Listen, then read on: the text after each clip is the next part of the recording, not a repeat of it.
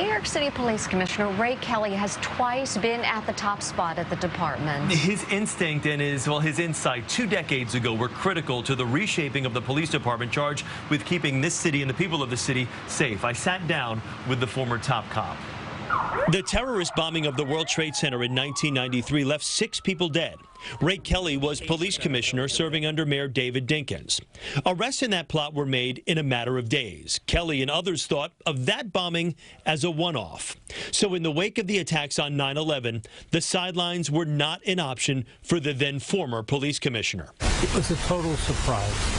It shouldn't have been, but it was a total surprise to us. So to have it happen again, I felt almost personally violated. It just should not have happened, second attack. Kelly had been out of the NYPD for more than 7 years. But in January 2002, as a new mayor was sworn in, it was to become a new day for the police force, too. I had been in the federal government, I had been in local government, I had been in state government, in the military, so I thought I had a lot to bring to the table.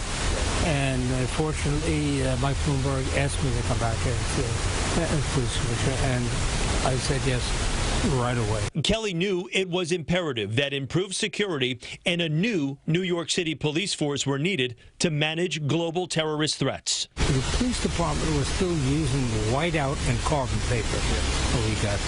We brought in thousands of computers, and I saw what technology could do in the federal government. He's widely regarded for the expanded intelligence and counterterrorism protocols put in place after 9/11. It seemed as though you had the resources, you had the money, you had the ideas, and they allowed you to implement that to get to a point where this city could operate under a blanket of protection that basically you created. But we wanted to get that capacity into the department as quickly as possible.